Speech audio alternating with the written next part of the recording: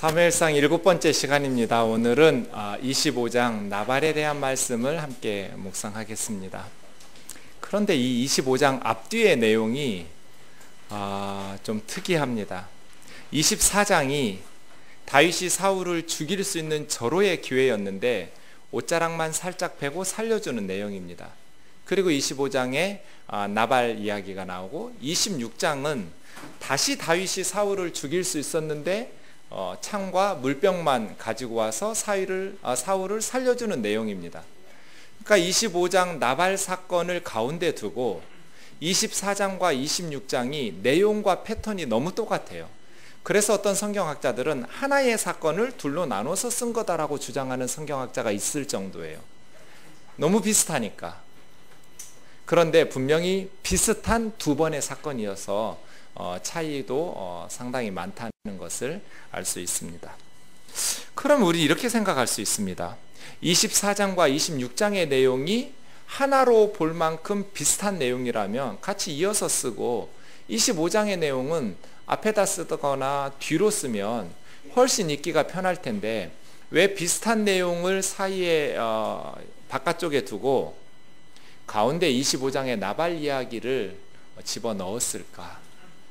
이런 질문을 던지게 되는 것이죠. 앞뒤 본문이 똑같고 가운데가 다른 이런 본문을 우리가 샌드위치 기법이라고 하죠. 아침들 드시고 오셨나요? 네. 제가 마가복음 강해 설교할 때 이 샌드위치 기법을 많이 설명했던 기억이 있습니다. 히브리 사람들이 흔히 자주 사용하는 기법이 앞뒤가 같고 가운데가 다른 내용이죠. 엄마들이 아이들에게 샌드위치를 만들어주는 이유는 함께 먹으라고. 그렇죠? 네. 내 아이들이 엄마의 뜻도 모르고 자기 먹기 싫은 거 막 다 골라내고 먹으면 옳지 않아요. 성경 읽을 때도 똑같아요. 저자가 샌드위치로 써놨어요. 그러면 공부하는 우리도 샌드위치로 읽어야 돼요. 같이 읽으라는 뜻이에요. 24장에서 26장은 분리해서 공부하는 게 아니에요. 같이 함께 연관 지으면서 해석해야 따로 떨어뜨려 버리면 각각의 의미를 제대로 파악하기 어렵다는 뜻이거든요. 샌드위치는 같이 먹어야 맛이 어우러져서 제대로 된 의도한 맛을 느낄 수 있는 것처럼 저자가 그렇게 써놨으면 각각의 내용을 분리해서 24장, 26장 따로 떼서 그리고 25장 분리해서 하는 그런 책들도 많거든요. 좋은 방법이 아니에요. 같이 세 장을 함께 묵상하라는 뜻이에요. 그래서 오늘 25장 나발의 스토리를 제대로 이해하려면 24장과 26장도 함께 묵상하셔야 돼요. 그래야 25장의 내용을 바르게 볼 수 있죠. 그래서 24장 1, 2절부터 좀 보겠습니다. 사울이 블레셋 사람을 쫓다가 돌아오면 어떤 사람이 다윗이 엔게디 광야에 있다는 거예요. 지도 좀 볼까요? 엔게디가 어디냐면 여기입니다. 엔게디는 요단강 밑에 있는 사해바다 변에 있어요. 맨 오른쪽 화살표가 엔게디예요. 저기에 석회암 동굴이 많아서 다윗이 피하기가 좋은 지역이에요. 사해바다 근처죠. 가운데 화살표가 마온이고 갈멜이라는 지역이 이제 25장의 나발의 고향이 적어지고요. 맨 왼쪽의 화살표는 저기가 10황무지라고 그래서 26장.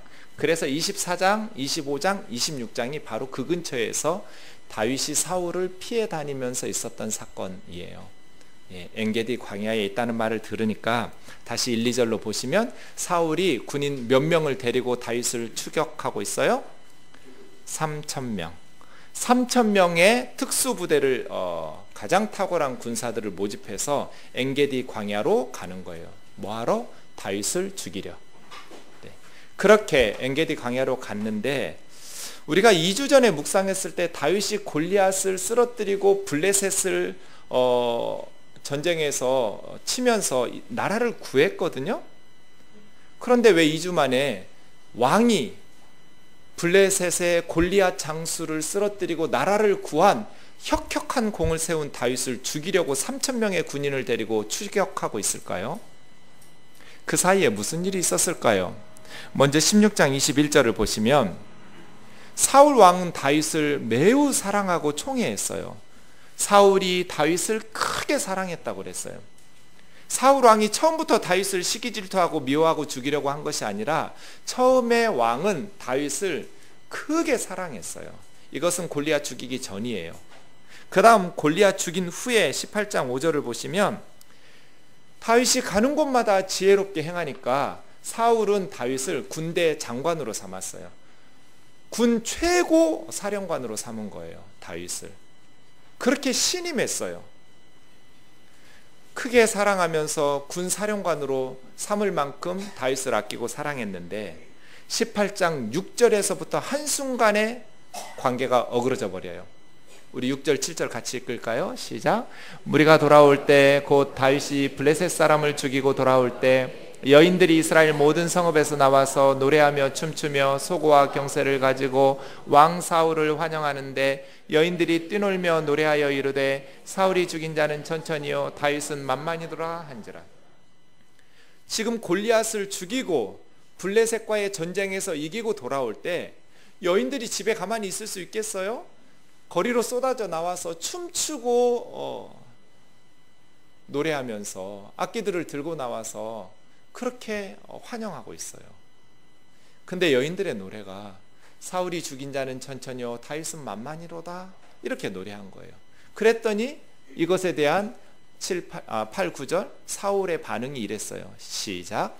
사울이 그 말에 불쾌하여 심히 노하여 이르되 다윗에게는 만만을 돌리고 내게는 천천만 돌리니 그가 더 얻을 것이 나라 말고 무엇이냐 하고 그날 후로 사울이 다윗을 주목하였더라. 지금 전쟁에서 이기고 기분 좋게 돌아오고 있는데 여인들의 노랫소리, 이 노랫소리 하나에 왕이 뒤집어졌어요. 불쾌하고 심히 분노하면서 사울이 죽인 자는 천천히고 다윗이 죽인 자는 만만이라니, 그럼 나는 천천히고 다윗은 만만이야? 그러면 다윗이 앞으로 얻을 게 나라 말고 뭐야? 하면서 그날 이후로 다윗을 주목하고 창을 던지면서 죽이려고 쫓기 시작한 거예요. 누가 잘못했어요? 여인들이에요? 사울이에요? 여인들이 잘못했어요? 사울이 잘못했어요? 사울이 잘못했어요? 사울 손 들어보세요. 여인들 손 들어보세요. 여자들이 잘못했네.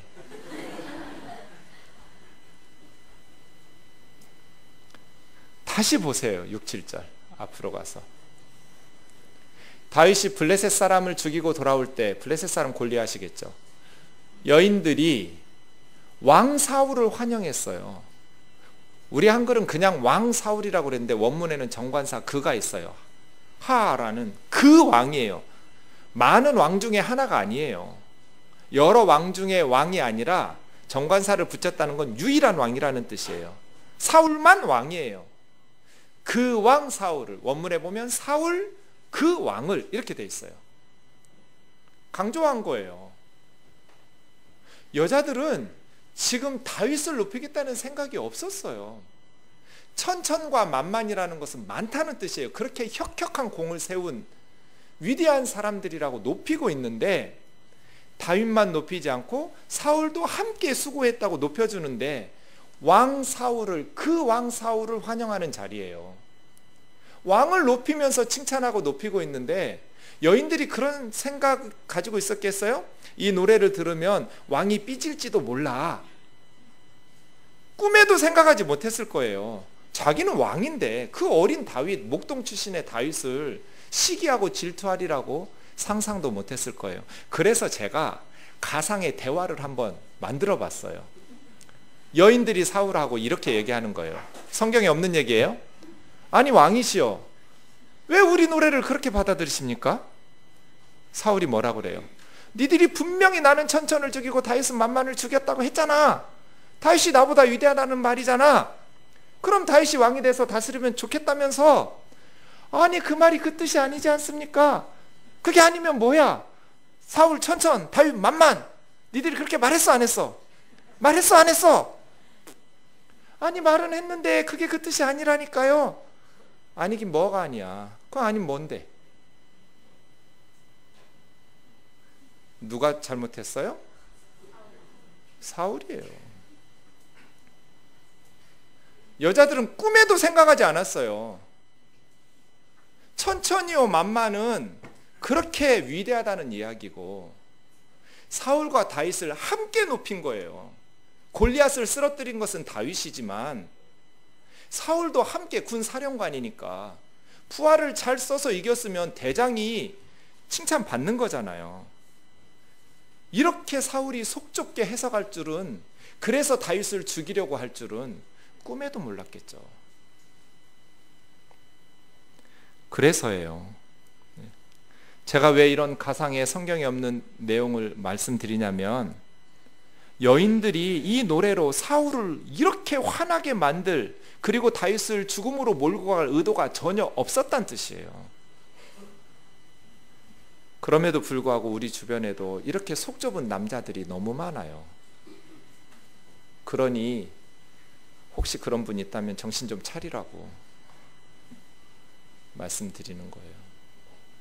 잠언 말씀을 보겠습니다. 27장 4절 같이요. 시작. 부는 잔인하고 노는 창수 같거니와 투기 앞에 서야 누가 서리요. 분노하는 것은 잔인하고 창수는 홍수예요. 홍수. 홍수 앞에서 누가 서요. 돼지도 집도 장롱도 다 떠내려가잖아요.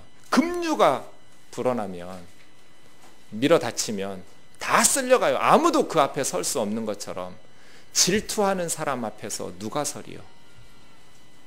문제는 질투하는 마음을 가진 사울의 문제죠.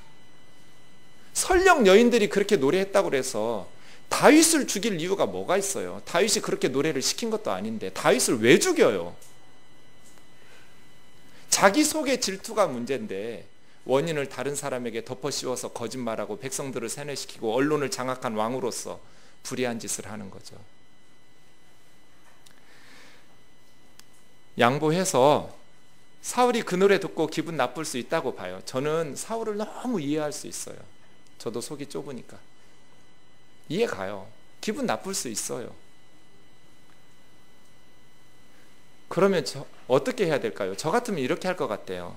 잠깐만, 아니 왜 사울은 천천히고 다윗은 만만이야? 듣는 사울 기분 나쁘게? 여인들한테 그럴 수 있잖아요. 그럼 여인들이 뭐라고 그러겠어요? 아니 폐하 그런 뜻 아니고요. 우리는 두 분 모두 위대하다는 뜻이에요. 아우 기분 나쁘셨으면 미안해요. 다시 불러드릴게요. 다윗은 천천히요 사울은 만만이라. 이러면 끝나는 문제예요. 그런데 사울이 그것을 마음에 품었어요. 새가 날아가다가 머리에 똥 싸는 건 똥 맞은 사람 잘못이 아니에요. 그럴 수 있어요. 그런데 새가 자기 머리 위에 둥지를 틀고 계속 똥 싸면서 살도록 방치하는 건 그 사람의 잘못이에요. 기분 나쁠 수 있어요. 왜 그렇게 들으라고 한 소리 아닌데 너무 기뻐서 한 노래인데 그 노래에 기분이 상할 수 있어요. 기분이 상했다면 머리를 감고 털어버려야죠. 왜 새가 머리 위에 둥지를 틀고 살도록 내버려 두냔 말이에요. 그래서 인생을 왜 망쳐요? 어제 신혼부부 신방을 갔는데 듣고 보니 남편이 잘못했어요. 근데 자매가 눈물을 글썽이면서 목사님, 나는 이 사건이 계속 평생토록 마음에 남을 것 같아요. 제가 뭐라고 그랬겠어요? 그거 뭐 좋은 거라고 평생 끌고 가려고 하더냐고. 그런데 우리는 사람이니까 생각나잖아요. 잊어버리고 기억이 안 나면 좋은데 살다 보면 계속 상처받았던 사건들이 생각이 나고 그러면 또 서운하고 화가 나고 그게 인간이잖아요. 그럴 때마다 남편을 위해서 기도하라고 용서하라고 저주하고 욕하고 성질내지 말고 축복하고 축복하고 축복하라고. 제가 뭐 가르친 거예요? 새가 날아가다가 머리에 똥 쌌으면 머리 감으면 된다고. 당신 잘못 아니라고. 그럴 수 있다고. 아직 결혼 생활에 익숙하지 못하니까 누구나 다 그런 실수할 수 있잖아요. 그런데 새가 계속 내 머리에 둥지 틀고 살도록 방치하는 건 본인이 책임져야 돼요. 허물 없는 사람 누가 있어요? 실수 안 하는 사람 누가 있어요? 우리 모두 다 실수하면서 살아요. 인간이니까 왕이라 할지라도 머리에 왕관만 썼지 마음은 다 속 좁은 사람이잖아요. 한 줌의 흙으로 지음받은 인간이란 말이에요. 기분 나쁠 수 있어요. 상처받을 수 있어요. 그럼 어떻게 하면 돼요? 사울이 털어야죠. 머리를 감았어야죠. 듣는 사울 기분 나쁘게 왜 나는 천천히고 다윗은 만만이냐고 웃으면서 너그럽게 할 수 있잖아요. 그걸 왜 품고 죄 없는 다윗을 죽이려고 하냔 말이에요. 거짓에 거짓을 만들고 거짓에 거짓을 만들고 백성들을 속이고, 이게 지금 3,000명의 군인을 끌고 다윗을 죽이려고 뒤쫓을 일이냔 말이에요. 24장 3절에서 7절이요. 그래서 다윗을 엔게디 동굴로 쫓아왔는데 사울이 갑자기 이게 화장실이 가고 싶은 거예요. 그래서 원문에 보면 발을 가리우러 이렇게 돼 있어요. 직역하면 발을 가린다라는 것은 대변을 본다는 거거든요. 근데 한글 성경은 그걸 좀 부드럽게 알아듣기 쉽게 번역한다고 뒤를 보러 이렇게 번역했어요. 나 애들 생각했어요. 애들이 저 말이 무슨 말인지 알까? 뒤를 보러 들어가? 동굴에 뒤를 보러. 알아듣기 쉽게 똥 싸러 이러면 되잖아요. 그럴 수 있잖아요. 좀 성경을 쉽게 썼으면 좋겠다 이런 생각이 들어요. 아니면 대변 보러 하든지. 근데 굴이라는 게 그렇잖아요. 입구에서는 안쪽에 있는 사람들이 어두우니까 안 보이지만 안쪽에서는 입구 쪽이 보이잖아요. 다윗은 보고 있는 거예요. 아마 그걸 알고 들어갔으면 죽었을 거예요. 다윗은 3,000명이 밀고 들어가면 불이라도 지르면 못 살아요. 그런데 몰랐으니까 그냥 등 돌리고 대변 본 거예요. 다윗의 사람들이 뭐라고 그러겠어요? 하나님께서 오늘 당신의 원수를 죽일 수 있는 기회를 주셨다고. 하나님께서 내가 네 손에 원수를 붙일 때니까 네 뜻대로 하라고 말씀하시더니 오늘이 그날이라고. 근데 다윗은 가만히 가서 겉옷자락만 살짝 베었어요.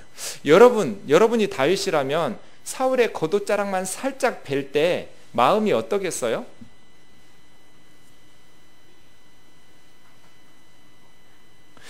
근데 5절 보세요.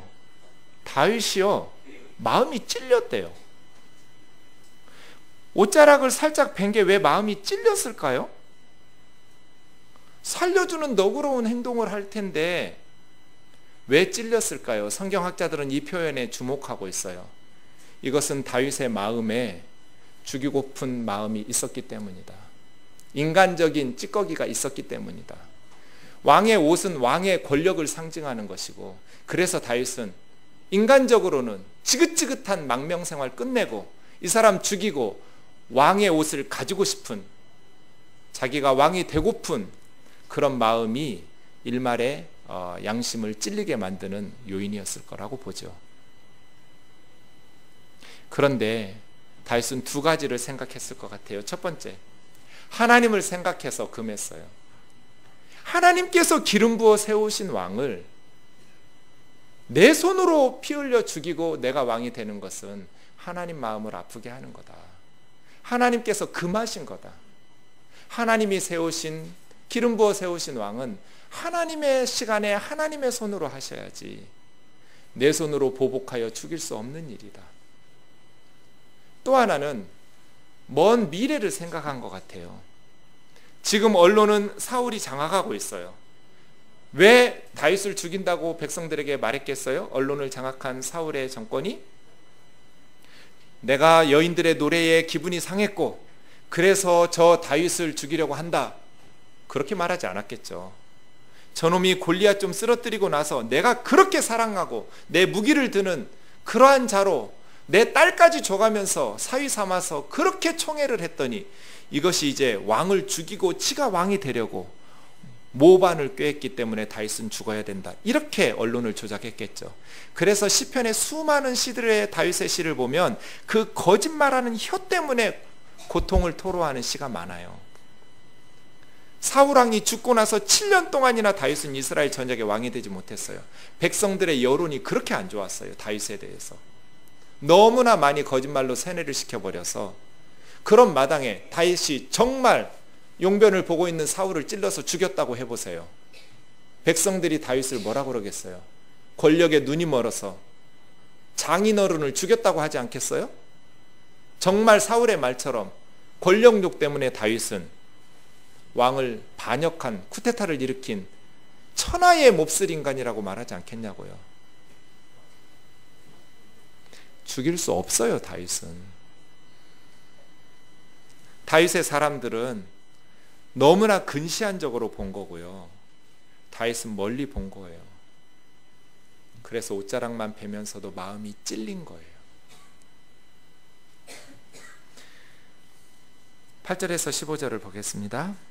이제 다윗이 외치죠. 뭐라고 외치냐면 내 주 왕이여 이렇게 외쳐요. 자기는 종이고 신하니까요. 사울이 되돌아볼 때 다윗이 땅에 엎드려 절을 해요.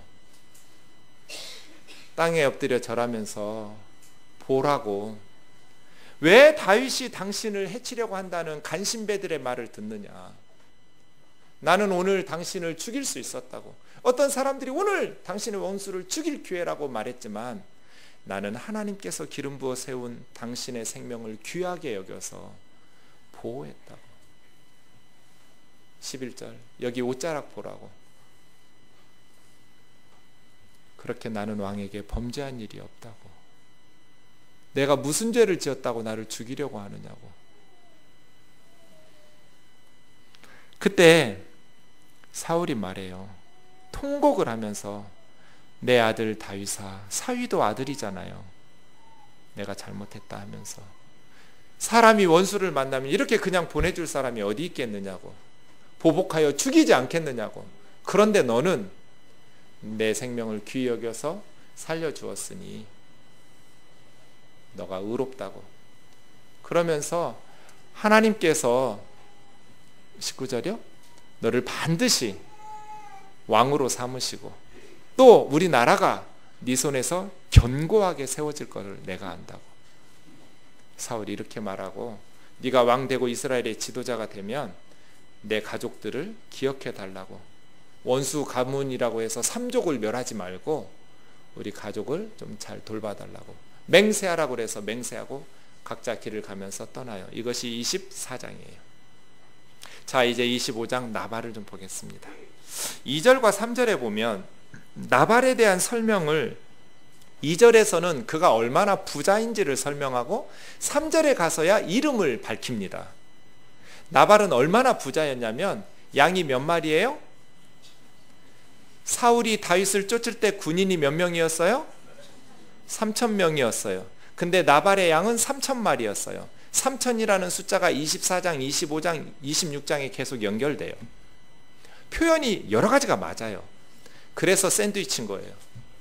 그렇게 심히 부유한데 이름이 나발이에요. 나발은 어리석은 바보 그런 뜻이에요. 어쩌면 아들 이름을 바보라고 지었나 몰라요. 그래야 무탈하게 잘 클 수 있어서 그랬나 봐요. 그런데 그에게는 아주 총명하고 아름다운 아비가일이라는 아내가 있었어요. 그에 비해서 나발은 고집세고 아주 완고한, 이 고집세다 완고하다 이 단어는 어렵다. 모세 장인 이드로가 어려운 재판은 모세 네가 하고 쉬운 재판은 천부장 백부장 세워서 재판하라 할 때 어려운 일들은 네가 재판하고 어렵다. 나발은 어려운 사람이에요. 말이 안 통하니까 대하기가 너무나 힘든 거죠. 어려워요.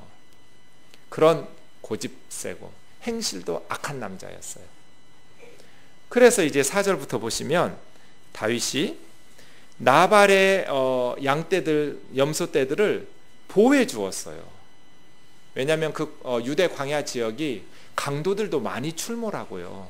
예수님의 비유에 예루살렘에서 여리고로 갈 때 강도가 많고 이런 것처럼 도둑들도 많으니, 근데 다윗의 군대가 거기서 경찰 역할을 해준 거예요. 강도짓 못하고 도둑질 못하게. 그러니까 나발의 목자들이 편하게 짐승들을 쳤겠죠. 나발이 그런 다윗의 은혜를 입으면서 그거 한 거예요. 이 목동 이제 털 깎을 때가 돈 버는 날이거든요. 곡식 추수하는 날이에요. 털 깎는 날이 됐어요. 3,000마리의 양떼들과 1,000마리의 염소떼들, 이 양떼들 털 깎는 게 보통 일이 아니죠.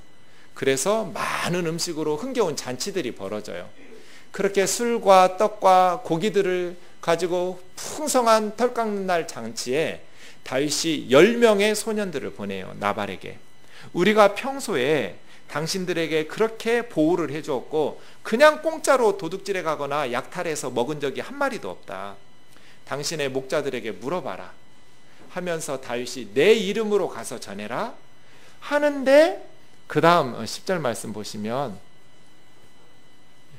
그 전 좀 보세요. 네, 그 앞에 한 번 더. 6절부터 먼저 볼게요. 다윗의 이름으로 나발에게 10명의 소년들이 뭐라고 말하냐면 샬롬을 3번 말해요. 너는 샬롬, 내 집도 샬롬, 너의 모든 소유물도 샬롬. 평강으로 이렇게 인사하고 그 다음에 먹을 것 좀 달라고 7절부터 이야기하는데 10절 보세요. 나발이 뭐라고 대답하는지. 다윗이 누구며 이새의 아들은 누구냐. 그 앞에 이새라는 이름은 다윗의 아버지 이름은 종들이 안 했어요. 근데 이미 알고 있었던 거예요. 그 시대에 다윗을 모르면 간첩이죠. 이스라엘에서 골리앗을 쓰러뜨리고 왕의 사위가 된 다윗을 모를 리가 있나요? 그 아버지 이새의 아들이라는 것까지 알았어요. 그런데 무시하는 거예요. 다윗은 누구며 이새의 아들은 누구냐? 요즘 주인에게서 도망가는 종들이 많다던데 다윗의 주인은 왕이잖아요. 왕을 모반하고 지금 도망가는 그런 다윗을 빗대어서 조롱한 거예요. 내가 왜 내 떡과 물과 양털 깎는 자를 위해서 잡은 고기들을 어디서 굴러먹다 온지도 모르는 다윗이란 놈한테 내주냐 이 말이에요. 나발이 왜 이렇게 다윗에 대해서 모욕적인 말을 했을까요? 학자들은 6절을 주목해요. 샬롬이라는 말이 3번 쓰인 거. 이것을 나발이 협박으로 받아들인 거예요. 그냥 한 번만 샬롬 인사해도 될 거를 굳이 샬롬 샬롬 샬롬 해가면서 너 샬롬? 안 주면 알지 샬롬? 니네 집도 샬롬, 네 모든 소유물도 샬롬, 이렇게 받아들인 거예요. 이걸 협박으로. 내가 이렇게 지켜줬어. 그러니까 좀 세금 좀 내야지. 이렇게 조폭 깡패들이 장사하는 사람들한테 뜯어가듯이 안 주면 샬롬 없을 줄 알아? 이런 협박. 이게 꼭 누구 같지 않아요? 나발이? 다윗이 정말 그렇게 협박했을까요? 그 다음 보세요. 그 앞에 9절 8절 보시면 당신의 종들과 당신의 아들 다윗에게 달라고 거들먹거리지 않았어요. 아들 같은 나에게 먹을 것 좀 달라고 겸손하게 말했어요. 여인들이 노래했어요. 사울이 죽인 자는 천천히요 다윗은 만만이로다. 그거 듣고 사울이 분노했어요. 그러면서 다윗을 죽여야겠다고 생각했어요. 다윗의 소년들이 말했어요. 당신에게 샬롬, 당신의 가정의 샬롬, 당신의 모든 재물의 샬롬. 그것을 나발은 어라 이것 봐라 안 주면 샬롬 안 하고? 이렇게 협박으로 본 거예요. 남의 말도 안 들어요. 이런 모욕을 듣고 다윗이 어떻게 했겠습니까? 12절부터 보시면 칼차 600명 중에 400명 칼 채워가지고 200명은 지키게 만들고 400명을 끌고 나발에게 가는 거예요. 내일 아침 해 뜨기 전까지 나발의 가족 중에 남자 중에 한 명이라도 살아남은 자가 있으면 여호와께서 내게 벌을 내리고 내리시기를 원하노라. 다들 칼차 나 따라와 해서 나발을 죽이겠다는 거예요. 다윗은 왜 흥분해요? 내 거 가지고 내가 안 주겠다는데 그게 죽을 일이에요? 이것도 다윗답지 못해요. 사울에게는 왕이니까 또 미래를 생각해서 백성들이 두려우니까 옷자락만 벤 것도 양심에 찔려 하더니 이제 힘없는 나발이라는 사람에게는 나발의 것으로 안 줬다고 해서 그렇게 죽이겠다고 칼차라고 말해요? 옳지 않죠. 14절을 보시면 나발의 하인들 중에 한 사람이 아비가일에게 왔어요. 자기 주인이 그렇게 어리석은 모욕을 준 것을 보면서 와서 뭐라고 말하냐면 14, 15절 우리 같이 읽어보죠. 시작. 하인들 가운데 하나가 나발의 아내 아비가일에게 말하여 이르되 다윗이 우리 주인에게 문안하러 광야에서 전령들을 보냈거늘 주인이 그들을 모욕하였나이다. 우리가 들에 있어 그들과 상종할 동안에 그 사람들이 우리를 매우 선대하였으므로 우리가 다치거나 잃은 것이 없었더니 16절이요. 우리가 양을 지키는 동안에 그들이 우리와 함께 있어 밤낮 우리에게 담이 되었습니다. 그런즉 이제 당신은 우리에게 어떻게 할지를 알아 생각하실지니 이는 다윗이 우리 주인과 주인의 온 집을 해하기로 결정하였음이니이다. 주인은 불량한 사람이라 더불어 말할 수 없나이다 하는지라. 다윗의 사람들이 밤낮 우리에게 담이 되어 주었다. 이 호마라는 말은 성벽이에요. 성벽처럼 울타리로 우리를 보호해 줬다는 거예요. 그래서 우리 중에 한 사람도 다친 적도 없고 해를 입은 적도 없었다. 그런데 세상에 우리 주인이 다윗의 전령들에게 그렇게 모욕적인 말을 했는데 하인이 주인 나발에게 하는 소리 보세요. 우리 주인은 불량한 사람이라 더불어 말할 수 없나이다. 여러분 생각나는 사람 없어요? 더불어 말할 수 없는 사람, 말이 안 통해. 누구예요? 남편 말고요.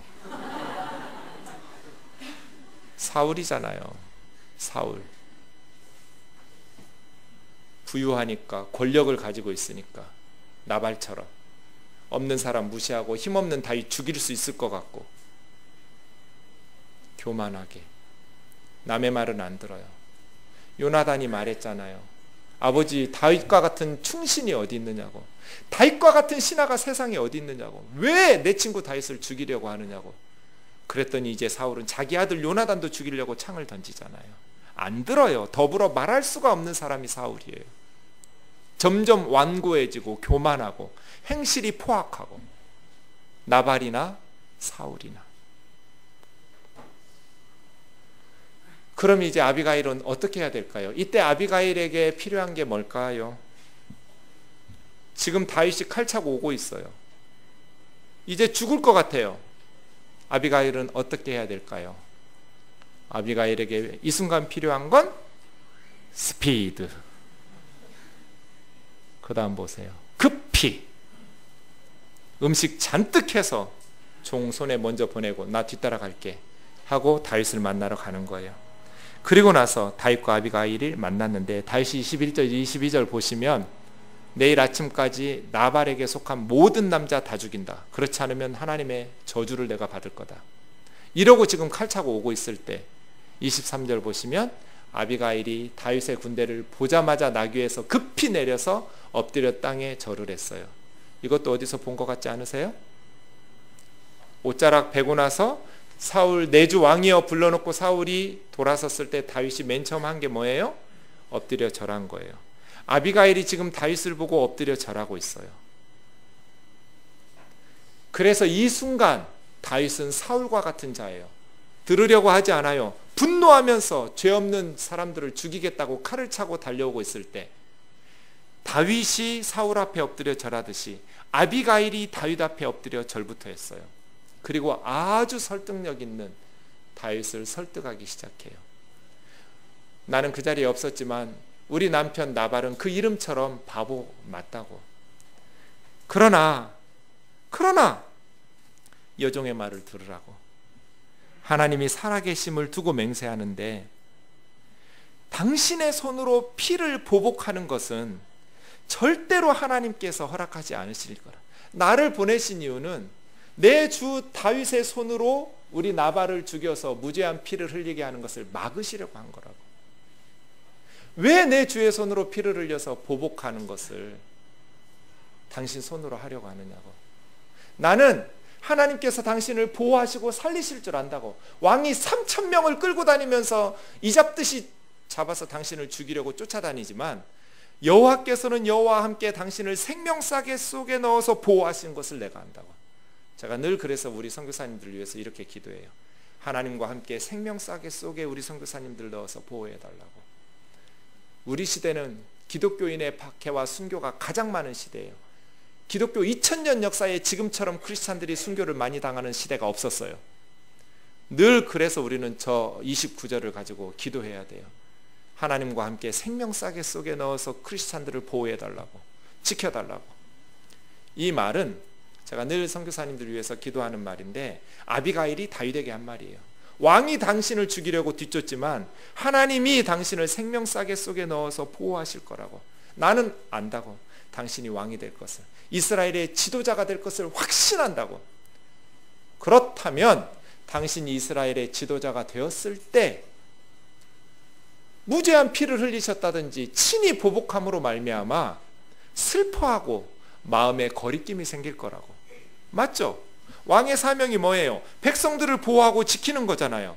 그런데 왕이 되기 전에 다윗이 자기에게 먹을 것 좀 달라고 했더니 모욕했다고 흥분하면서 칼차고 400명 끌고 가서 나발의 식구들 남자들 다 피로 보복하고 죽였다면, 이스라엘의 왕이 되고 지도자가 되었을 때 왕의 마음이 슬프고 후회하고 마음의 걸림돌이 되지 않겠느냐는 거예요. 이게 아비가일의 논리예요.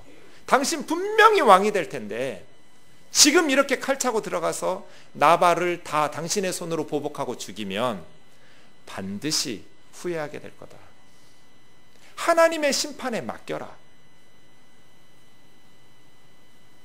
이 말은 하나님께서 다윗에게 하시는 얘기예요. 그렇죠? 아비가일을 보내서 다윗을 막으신 거예요. 그런데 사실 이것이 24장과 26장에도 연관되어 있어요. 다윗은 반드시 이스라엘의 왕이 될 테니까 그때 왕을 죽이는, 친히 자기 손으로 피를 흘려가면서 보복하는 그런 후회스러운 일을 만들면 안 된다. 아비가일은 하나님께서 보낸 선지자처럼 다윗이 어떤 방식으로 사울을 대해야 되는지, 그리고 백성들을 대해야 되는지를 가르쳐주는 하나님의 메신저인 거예요. 다윗이 이 아비가일의 말을 듣고 감탄을 하면서 하나님을 찬송을 해요. 오늘 너를 나에게 보내주신 하나님을 찬송할지로다. 너의 지혜를 칭찬하고 너에게 복이 있을 거라고. 내가 피 흘릴 것, 친히 복수할 것 네가 막았다고. 너 오지 않았으면 나는 다 죽였을 거라고. 이 분노와 혈기 때문에 모욕을 참지 못하고 평안히 집으로 돌아가라고. 그래서 다윗이 죽이려 가던 발걸음을 되돌이켜요. 그래서 다윗은 똑같이 속이 좁았고 상처받았다고 해서 보복하겠다고 뛰어들었지만 아비가일의 말을 듣고 자기 생각을 바꿨어요. 이것이 사울과 다윗의 차이점이에요. 아비가일이 집에 가보니까 자기 남편이 가관이에요. 왕의 잔치와 같은 술판을 벌여놓고 잔치 벌이고 흠뻑 먹고 취해서 뻗어 있어요. 뭐 거기다 깨워서 무슨 말 하겠어요. 아침까지 기다렸다가 그 다음날 아침에 이러이러한 일이 있었다고 어제 말했더니 나발이 두려워가지고 칼 들고 쫓아오려고 그랬다고, 남자들 하나도 남기지 않고 죽이려고 했다고 낙담하여 몸이 돌덩이가 돼버렸어요. 여러분, 이럴 때 나발에게 필요한 게 또 뭐예요, 여러분? 스피드라니까요, 스피드. 나발 어떻게 하면 돼요? 아비가일 어제 갖다 줬지만 한 양 3,000마리나 되는데 한 100마리쯤 끌고 가도 되잖아요. 낙담할 게 아니라 얼른 그럼 다시 가자고. 다윗에게 내가 어제 술김에 당신 모욕하는 말 했으니 미안하고 그동안 우리를 잘 돌봐줬으니 고맙기도 하고 용서하라고 풀면 되잖아요. 나발에게 한 열흘간 하나님이 시간을 주셨는데 그렇게 안 해요. 시름시름 앓다가 하나님 부르셔서 치시니까 그냥 죽어버렸어요. 어리석은 바보 나발. 이것은 사울의 미래예요. 하나님께서 사울에게 경고하시는 거예요. 자, 다윗이 24장에서 25장의 나발 사건을 겪었어요. 그 다음 26장으로 가면 다윗은 훨씬 더 성숙해져요. 그래서 26장에서 다윗은 아비가일이 했던 그대로 사울에게 말해요. 다시 한번 10황무지에 있을 때 그 사람들이 기브와 사울의 집에 가서 다윗이 10황무지에 나타났다라고 밀고 했을 때 3,000명을 끌고 3,000이에요. 끌고 다시 왔어요. 그랬는데 이번에는 잠이 들었어요.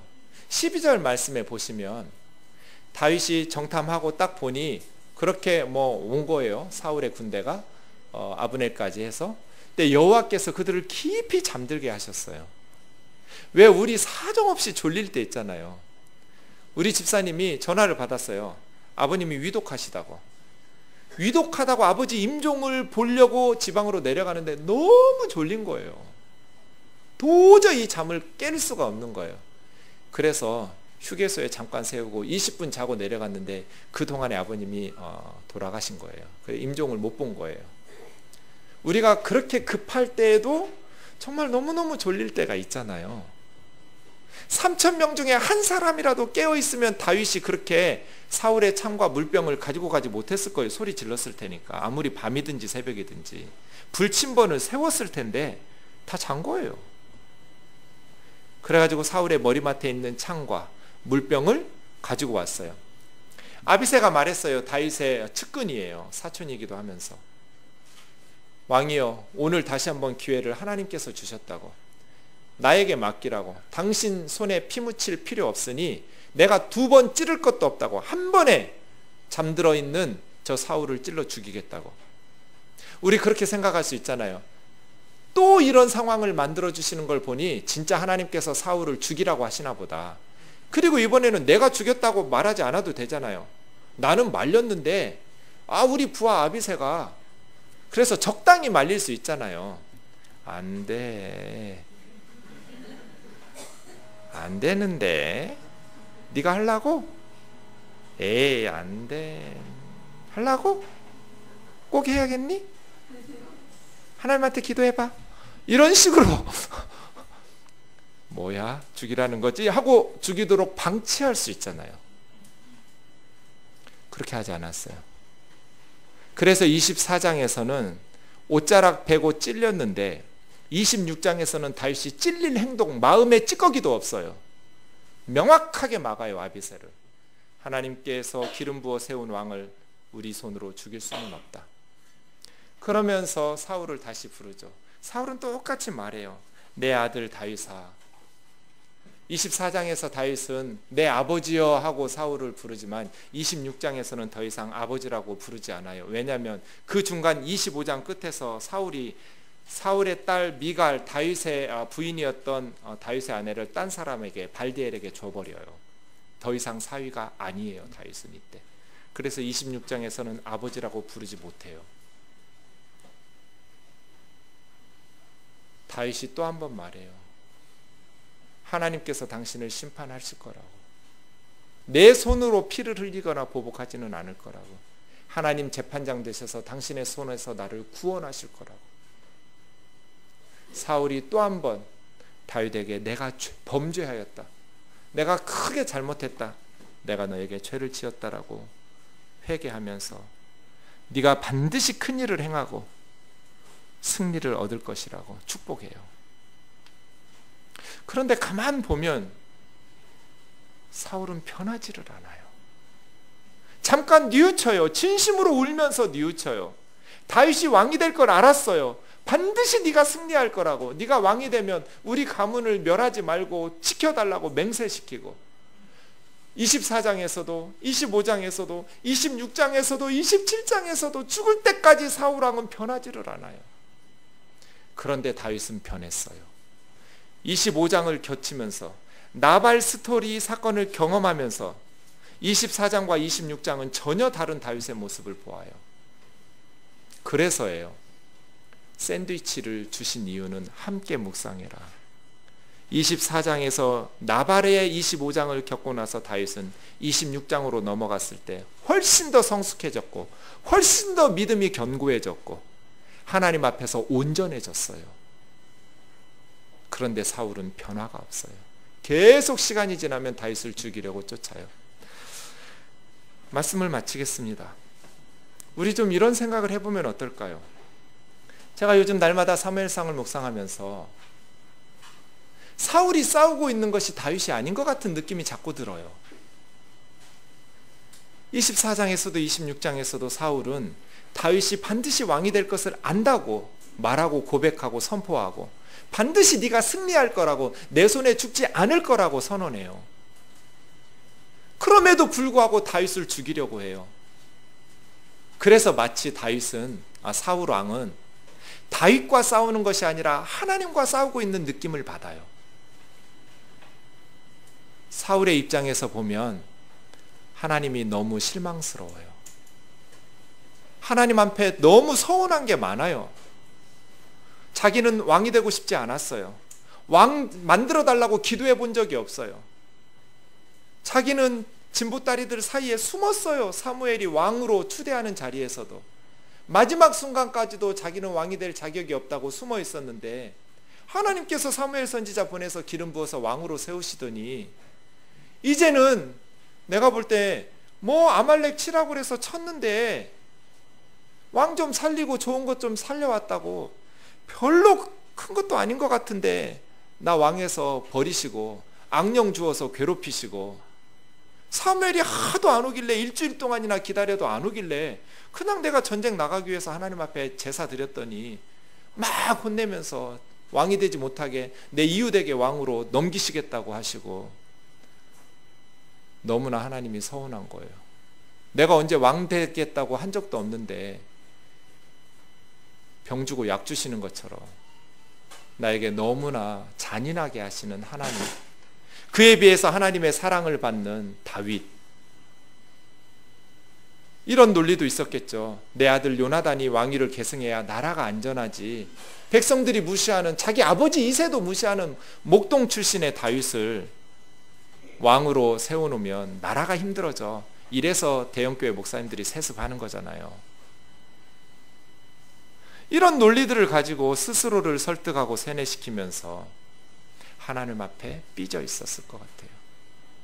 내가 사울이라도 하나님이 너무 서운할 것 같아요. 사울의 마음이 너무 이해가 돼요. 저도 속이 좁거든요. 여인들이 그렇게 노래하면 화가 나고 상처받을 것 같아요.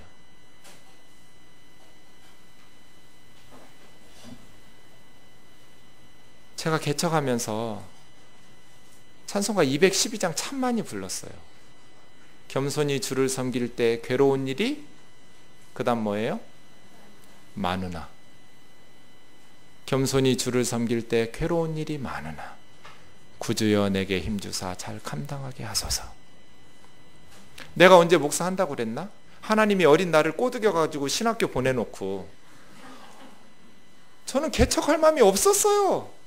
동기 목사 둘이 개척한다고 그래서 유학 가려고 그랬는데, 그래서 뜬들게 개척했으면 좀 도와주셔야 하잖아요. 하나님이 너무 힘들게 하는 거예요.